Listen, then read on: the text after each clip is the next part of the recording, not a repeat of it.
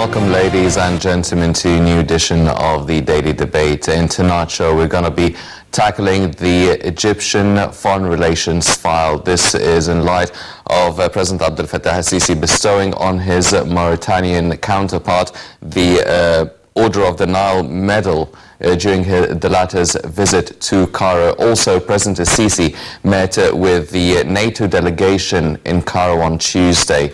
They discussed the way put forward for Egypt's political roadmap and the future of the Egyptian economy. And joining us here in the studio to shed more light on this issue is Ambassador Mohammed, the former Assistant Foreign Minister. Mr. Ambassador, always a pleasure having you with us. The pleasure is all mine. Thank you very much. Thank you very much, sir. Ladies and gentlemen, before we start our discussion, let's check out this report regarding President al-Sisi bestowing the Order of the Nile medal on his Mauritanian counterpart, and we'll be right back.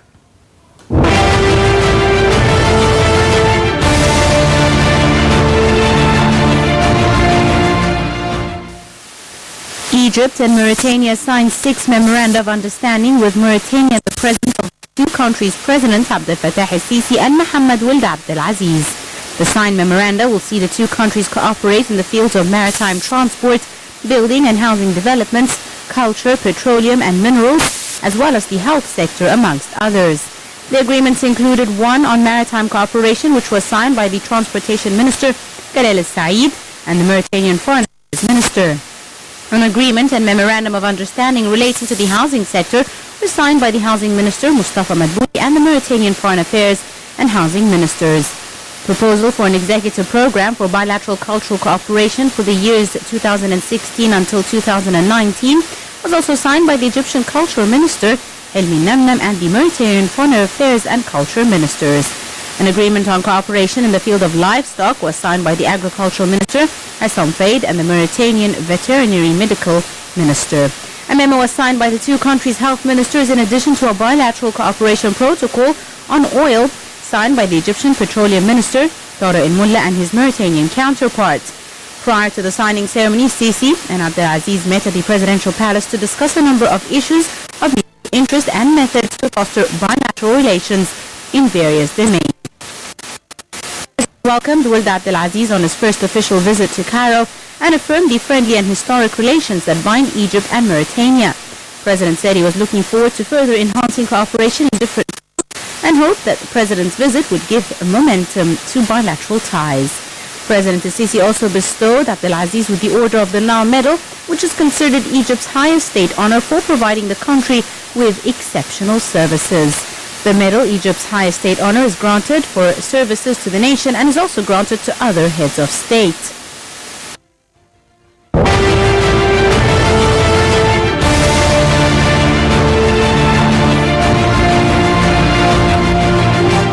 Welcome back, ladies and gentlemen, and starting off right away with Mr. Ambassador.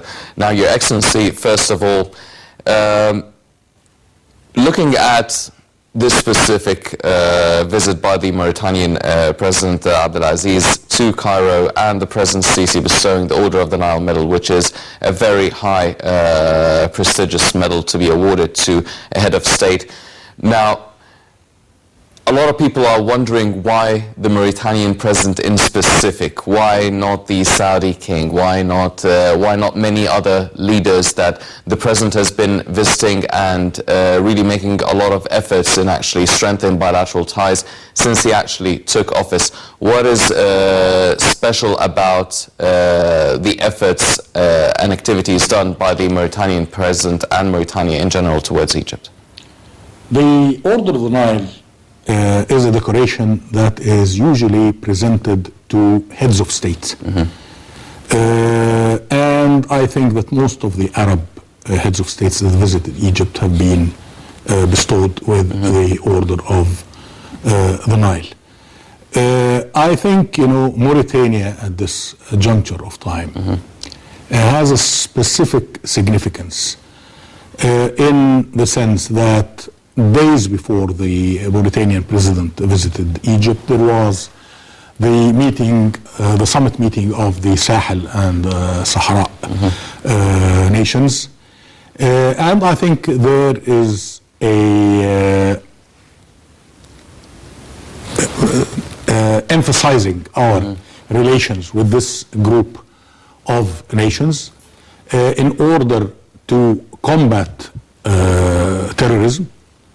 This part of the world, or of Africa, unfortunately, is rampant with terrorist activities.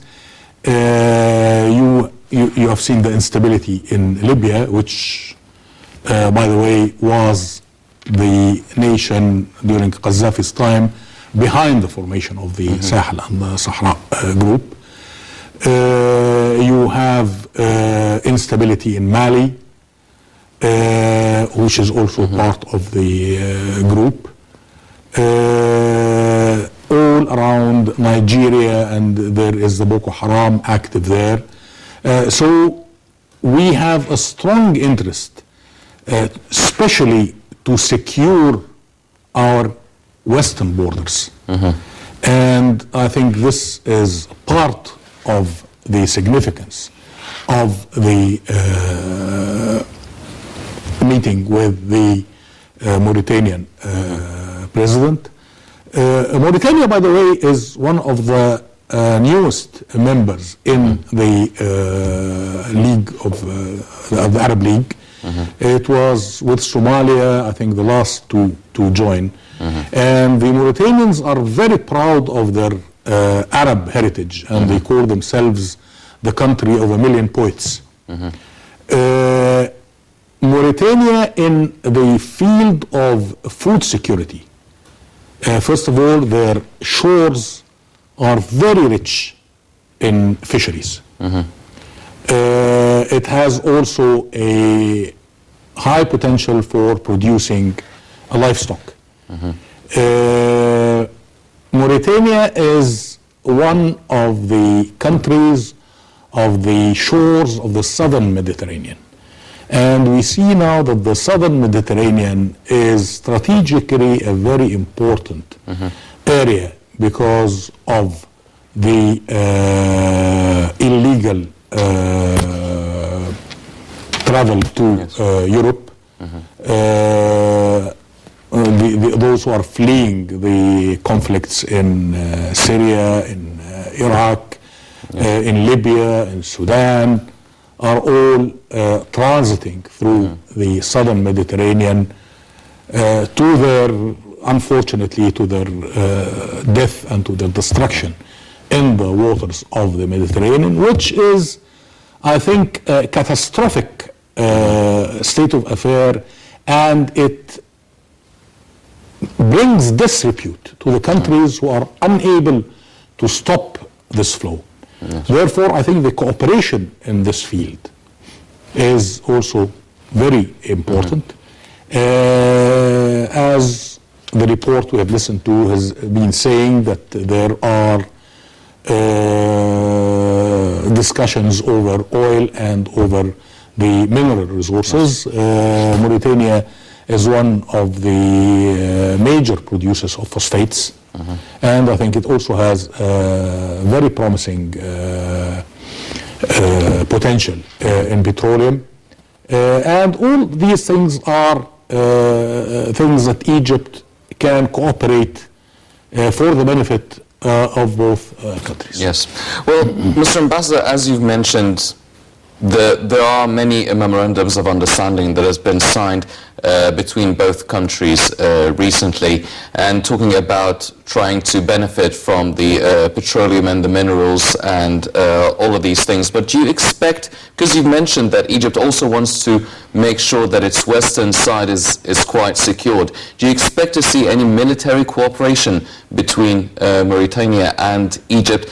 Not necessarily in terms of weapons and ammunition trade between both countries, but do you expect Mauritania to allow a free-fly zone for military planes over the country? Do you feel that maybe Egypt can use any sort of military base in the country?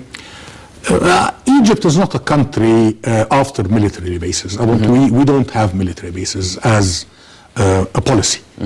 During the last summit of the Sahel and Sahara countries, there was an agreement to create a center for combating terrorism in the area, and it's going to be, I think, its headquarters will be in Cairo.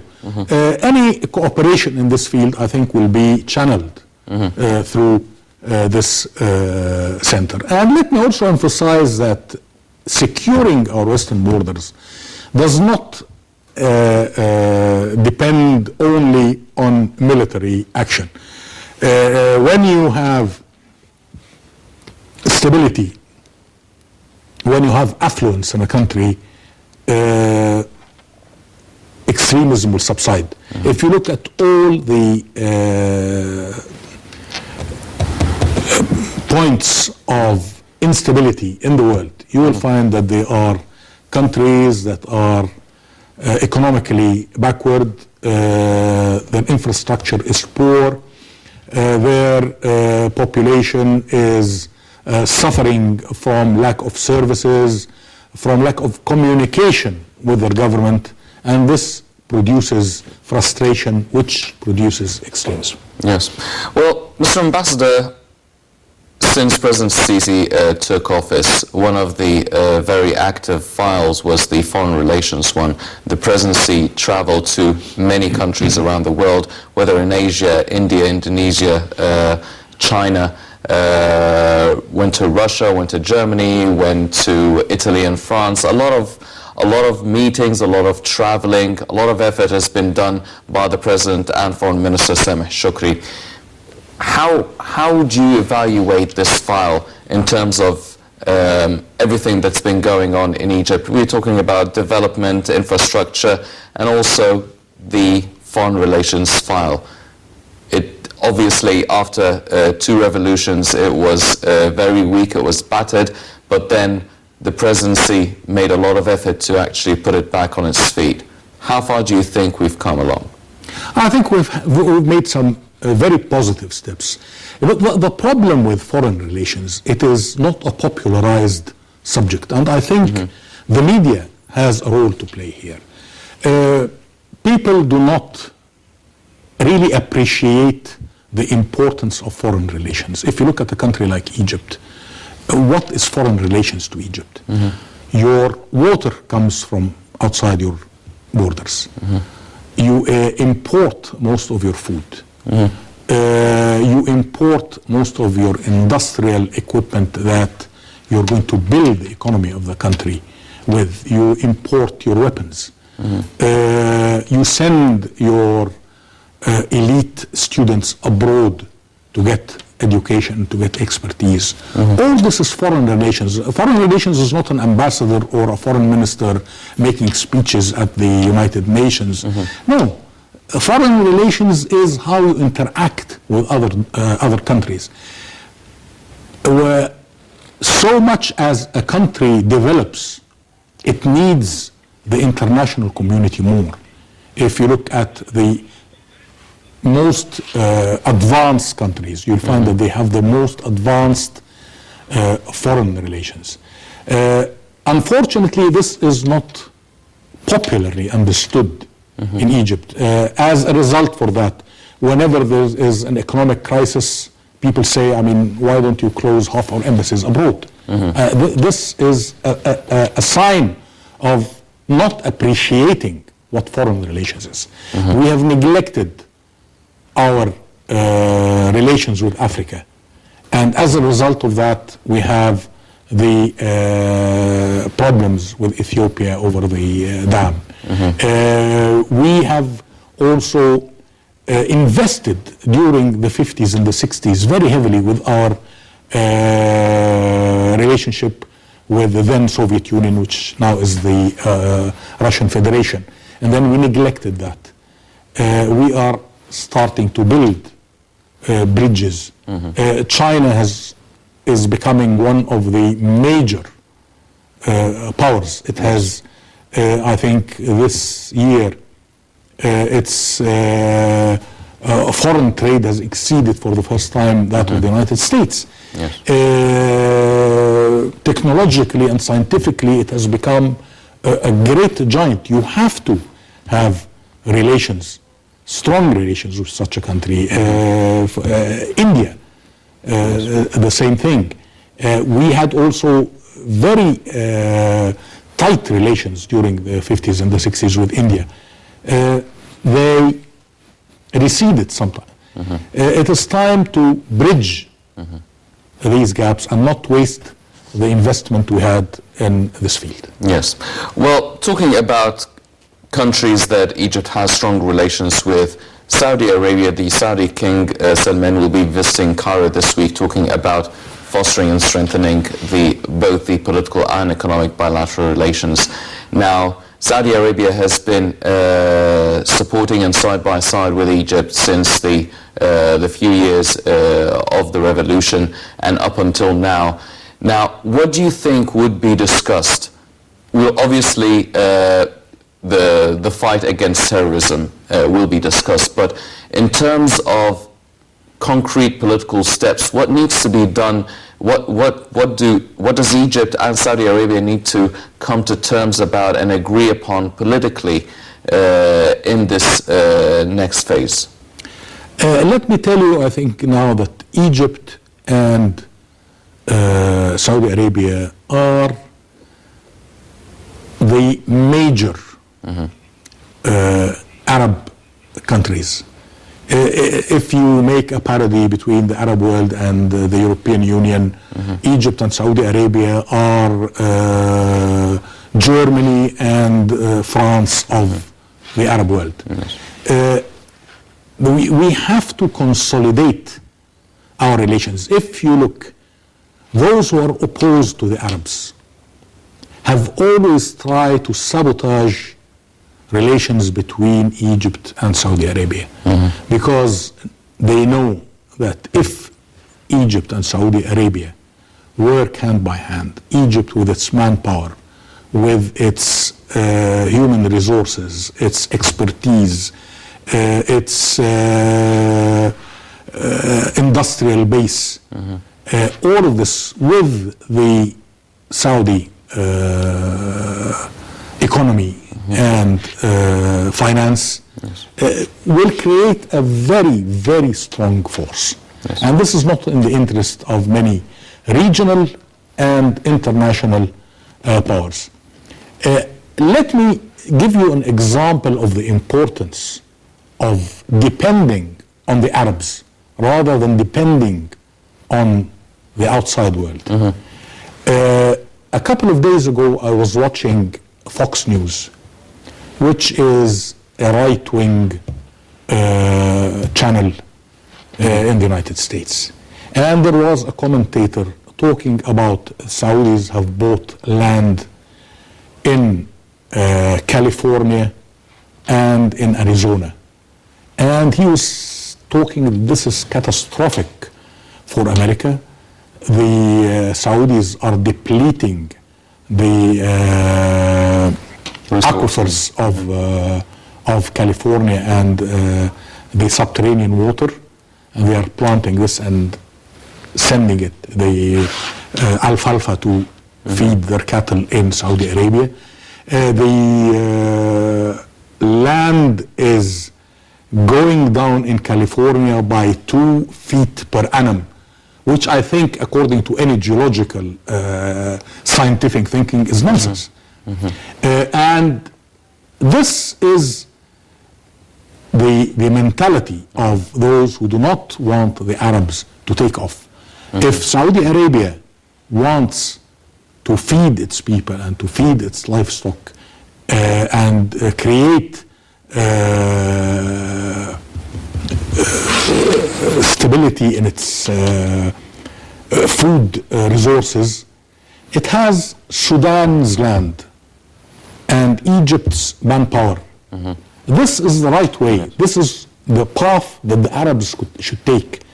If you look at now what is happening in Sudan, the land is being grabbed by the Turks, by the Chinese, by the Indians, and some Arabs are active there, but without any coordination or cooperation. Yes. Ladies and gentlemen, don't go away. There's still a lot to talk about. We'll be off to a short break and we'll be right back. Republican delegation this week praised President Abdel Fattah al-Sisi as the right man at the right time. The 6-member delegation led by Senator Lindsey Graham said it backed President al-Sisi in the fight against the Daesh terrorist group, which had become a nightmare for the entire Middle East region. Graham said there was a desire that Daesh be destroyed in Sinai. He said he understood that the country was a new democracy and coming out of chaos. The U.S. Senator added that President al-Sisi has to balance security with the rule of law, noting that there are elements that come to Egypt to disrupt the nation, and there are many people that are coming to help. Graham also said that there are many people and that the United States will increase its military aid to al-Sisi's government. He said residents of the Middle East should not be too alarmed at the prospect of Donald Trump becoming president, adding that the Congress is going to be around no matter who the president is. Graham said he and al-Sisi discussed Trump among other issues. Republican presidential frontrunner Trump has stirred controversy both at home and in the Middle East by suggesting a blanket ban on Muslim immigration to the U.S. During his meeting with the congressional delegation, President al-Sisi spoke about the importance of achieving a balance between national security and stability considerations on one hand and human rights and freedom on the other. Ties between Washington and Cairo deteriorated after the aftermath of the June 30th revolution and Morsi's ousting. The U.S. froze its annual $1.3 billion of military aid to Egypt, which led Cairo to warm up to Russia and France to meet its arms requirements. However, the aid was later released. With $1.3 billion annually, Egypt is the second largest recipient of U.S. military aid after Israel.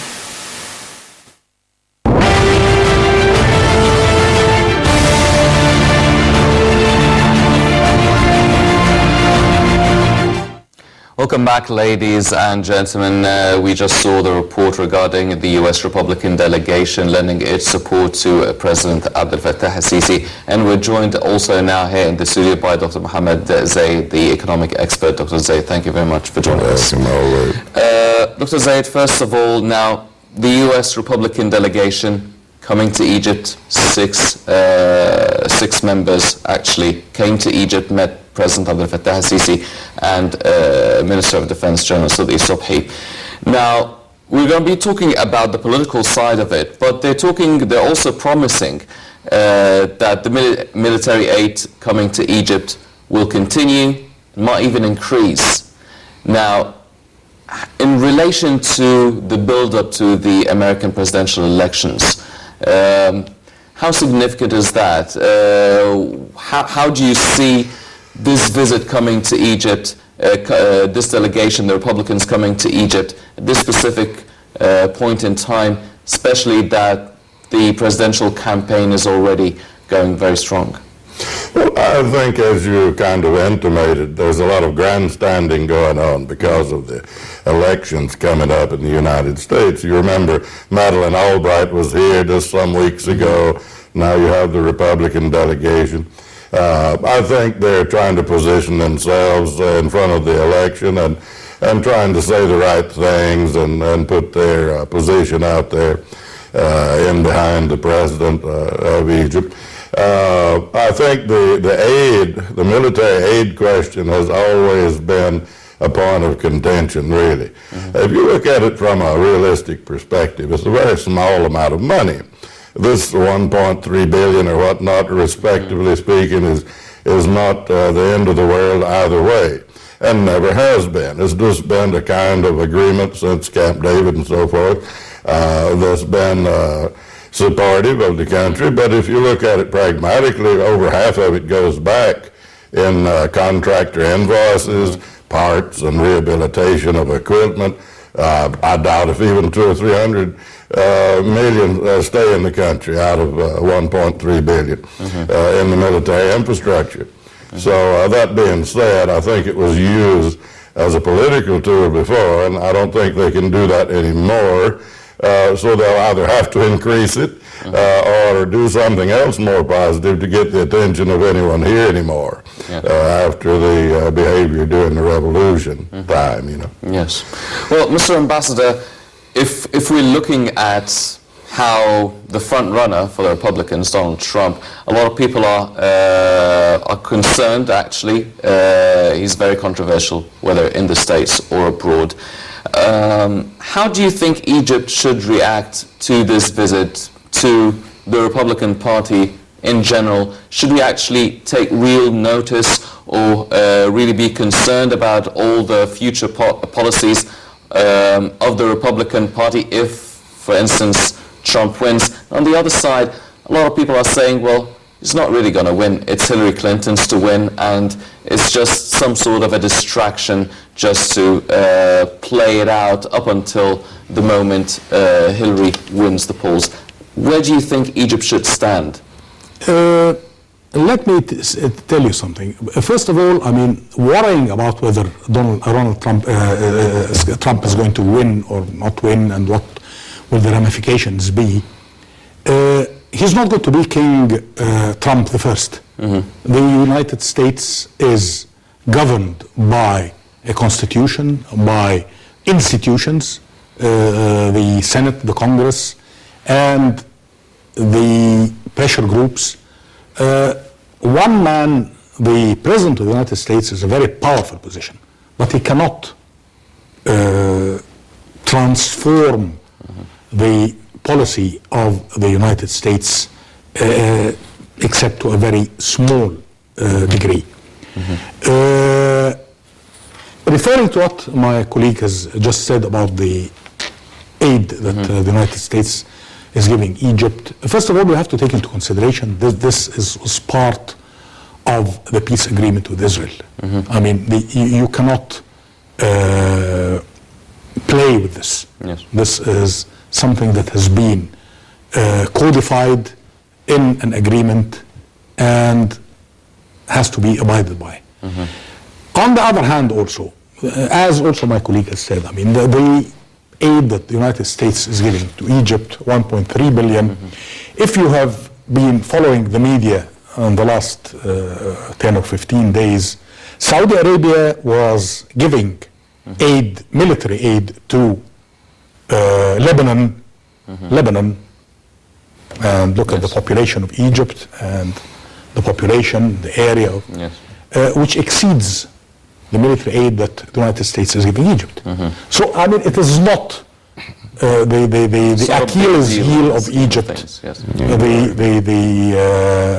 this military aid. And I personally hope that Egypt will phase out its dependence on foreign aid wherever it comes from. Yes. Well, Dr. Zayed, talking about aid, we were talking about the foreign relations file for Egypt, and the presidency has been doing a lot of efforts, traveling all around the world, striking political and economic agreements, which included a lot of trade agreements and economic projects between Egypt and a lot of countries, including Saudi Arabia, obviously. Now, how much do you think this is helping the Egyptian economy? Because a lot of people are saying, well, this is it's like the mega project Egypt is actually going through right now. They're very good and nice for the whole country in terms of projects, but they're not really helping out the middle-sized businessmen and investors. It's not really giving the Egyptian economy the leap it needs. What's your take on that? Well, I think the president's done an exceptional job in a very short period of time on a global scale. Now, when you look at it, the big picture, again, at least 36 to 48 months to get out of this mess that we're in economically. And it's not going to be a quick fix regardless, whether we're talking about mega projects or SME support. There is legislation and a lot of movement in the economic market, legislation and so forth, for small and middle-sized industries, or SMEs, and even microcredit. So there's a lot of focus on it. It's not getting attention in the news like the mega projects, but it's going on, and it's going on relatively well. These things take time to have an effect, whether positive or negative. In the economic world, things take time to be felt by people at the bottom of the pyramid, always. Yes. So, well, do you feel that in light of the upcoming Saudi king's visit to Egypt, do you think that we're going to be talking more about financial support? Sure. There's a compelling interest, as my colleague said earlier on, with the relationship of Saudi Arabia and Egypt. One is a security and diplomatic and capacity relationship on the Egyptian side. Then you have the financial and diplomatic side on the Saudis. It's an unbroken relationship, really. You just can't, one can't do without the other. Yes. And I think both of them have understood now that they can't rely on former allies as much as they were before. And they need to rely on each other more, which is very positive, I think. Yes. And focusing on what's going on here at home in Saudi Arabia and in Egypt, and less farther abroad. So, yeah, I think there'll be a considerable amount of conversation about new projects and even revitalizing older ones that were on the table before. And it's all around positive. Yes. It's a win-win situation. Well, Mr. Ambassador, President Sisi also met today with the visiting NATO delegation in Cairo. They discussed a lot of regional issues. They discussed what's happening in the Middle East, a lot of developments taking place in the Arab states and also in the European continent, talking about the migration crisis. And for NATO to come to Egypt right now, they definitely talked about the death of the Italian citizen here in Egypt, Giulio Regeni, and also President Sisi mentioned that there is an Egyptian citizen who's been missing in Italy since October 2015, called Adel Muawad, and he mentioned that these incidents should not really affect the relationship between Egypt and Italy, or any two countries. However, in the media, it's really being played out very strong, and it is definitely a tragic incident. But how much do you think this incident has really put a huge spotlight on what's happening in Egypt and really putting the foreign relations and bilateral relations between, for instance, Egypt and Italy under the spotlight? As an Egyptian, although I am a professional diplomat by trade, I do not look at Regini's case from the how it's going to affect Egypt's relations with Italy or with the West. I look that this is a heinous crime. A young man has been tortured brutally and killed, and as an Egyptian, I think the honor of Egypt depends on unmasking those who have committed this heinous crime. Definitely. And punishing them as severely as could be. I cannot accept that in the 21st century, a young man is bound, his fingernails taken off, cigarettes being butted in his body, beaten to death. I think this is something that reflects on the honor of Egypt, to discover who has committed this crime with complete fairness and bringing them to justice. Giving credence to this crime because he was an Italian, because this was going to affect, if this man was Indian, if he was Egyptian, if he was from Burkina Faso, I don't care where the man came from and what the ramifications will be on the relations. Egypt is a civilized country. We claim a civilization that is 7,000 years old. There are papyruses depicting courts of law during the time of Khufu. We are not going to tarnish this civilization by letting such a crime go by. Yes. Well, Doctor, what about the significance of this visit by the NATO delegation to Egypt? Any significance for the timing, especially that a couple of days ago, the Republican frontrunner, actually, Donald Trump, was not really praising NATO at all, and President Barack Obama had to come out and say how important NATO is for the United States and many Western countries. What is the significance of the timing of NATO's delegation to Egypt? Well, I think it's very significant. You see all these people showing up in Cairo these days are posturing because of geopolitical pressure, either on themselves or otherwise. You find that the delegation came selling their agenda, more than likely, in Libya and other countries, Syria, whatnot, plans, concepts, Russian relations, and so forth. I'm sure a lot was talked about during the delegation's meeting. And it's quite significant from their standpoint. I think Egypt's position will always probably be on the right side, as usual, with diplomacy and NATO's behaviors and so forth, especially since the revolution. I don't think they will just toe the line for NATO on just any concept that pops out of Brussels or whatnot. Now, that's just a personal opinion. As far as the Regini case goes and these other things, Italy, a member state of NATO, I'm sure that was discussed as well. This case should never have been politicized the way it has been by the European Union, by Italy either. It was a heinous crime. I agree with everything my colleague said, especially about Egypt being a dignified and ancient country. And I see that they have been very transparent and very aggressive in the investigation of the case. As far as I understand, there's nothing that has not been shared with the Italian government.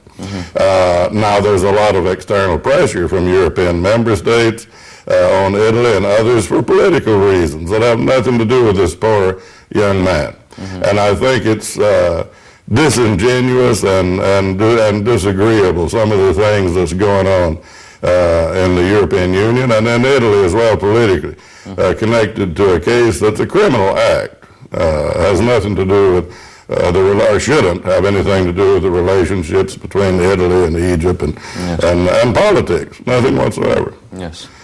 Well, Your Excellency, it seems that everybody's coming to Egypt for some sort of wanting support, wanting to sell their agenda, want to make sure Egypt is on their side of whatever political equation that is being discussed at the meeting, whether by NATO, the US Republican delegation, or other heads of states. So should we understand that now Egypt has really regained its strong political position and role within the Middle East region and the international world? Do you think that they would come for talking about, for instance, everyone's talking about combating terrorism.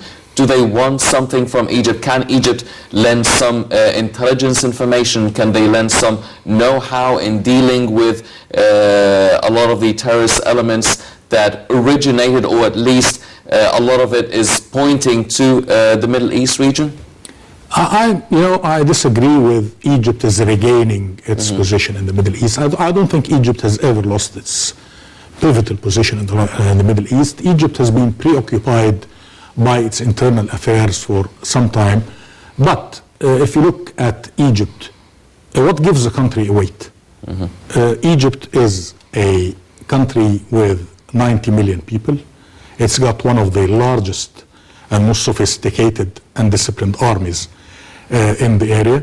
It's got one of the most also sophisticated intelligence agencies in the area. It's got very influential media.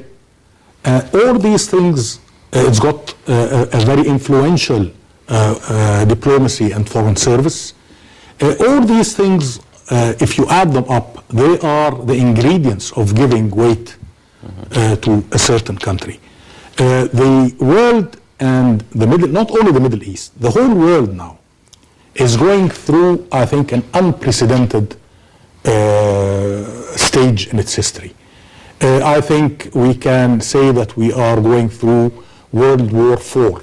We've had World War I, World War II, the Cold War, and then the war on terrorism. It has become, the whole planet is the theater of operations.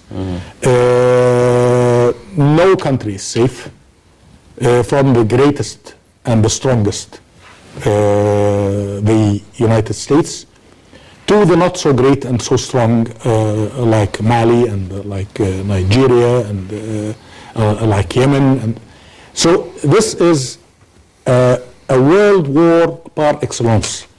And I think that the whole world now has sensed the urgency of the situation. And indeed, they want a pivotal country like Egypt to play its part.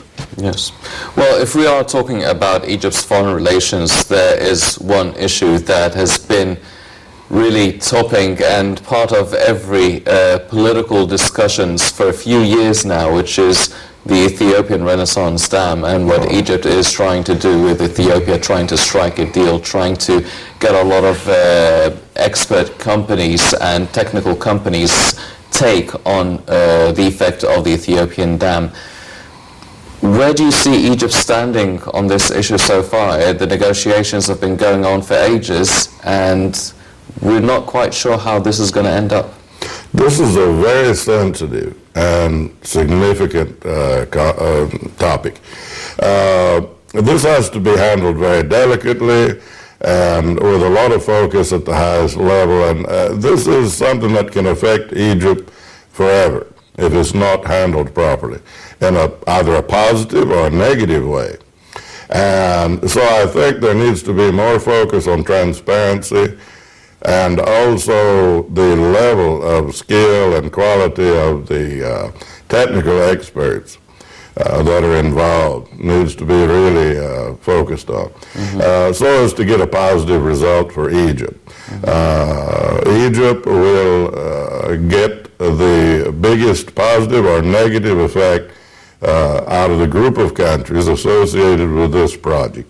When you look at what the project will produce for Ethiopia and the regional area versus the economic and ecological impact that it could have, I think there's an imbalance from the beginning. I can't imagine it's even reached the level that it has without more transparency and protective technological measures and so forth, and even legal mechanisms and so forth that could be established to protect all the parties involved, economically, ecologically, and so forth. Because you cannot turn back some of the damages that can come out of inappropriately handling the issue.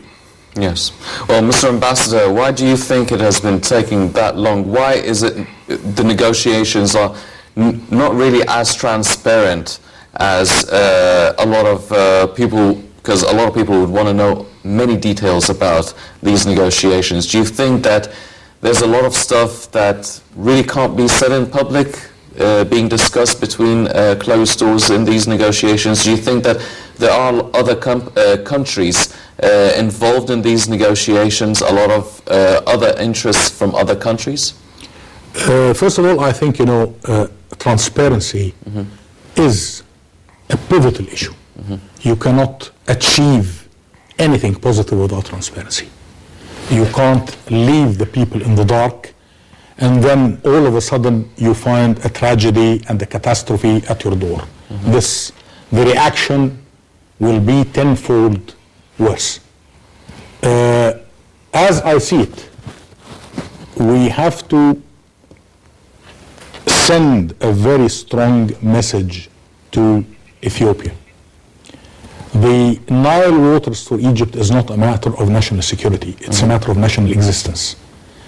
No country in the world will lie on its back when it is being strangled. It's going to fight, and it's going to fight back. The message I want to relay is that Africa is one of the richest continents on the planet in resources. Yes. And paradoxically, it is one of the poorest continents on the planet in what its people get. This is because of corruption, instability, civil wars, and violence. If Ethiopia is going to prevent even a portion of the Nile waters from Egypt, this is going to create a situation that will create instability that will last for a very long time. It will hurt Ethiopia, it will hurt Egypt, it will hurt all the Nile Basin countries, and indeed it will hurt all of Africa. Yes. And if there is any wisdom in the eyes of the Ethiopians, they will stop the intransigence, the wasting of time and building a fait accompli, because there will never be a fait accompli over this, because this, I say, is not a matter of national security, it is a matter of national existence. Yes.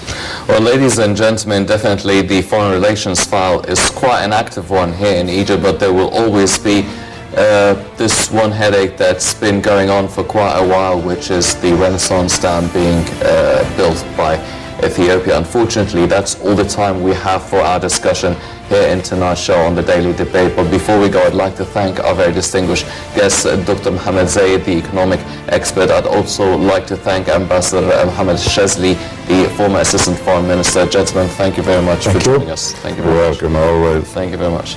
Ladies and gentlemen, please stay tuned for more coming up on Nile International. I'm Henny Safe. Thank you for joining us.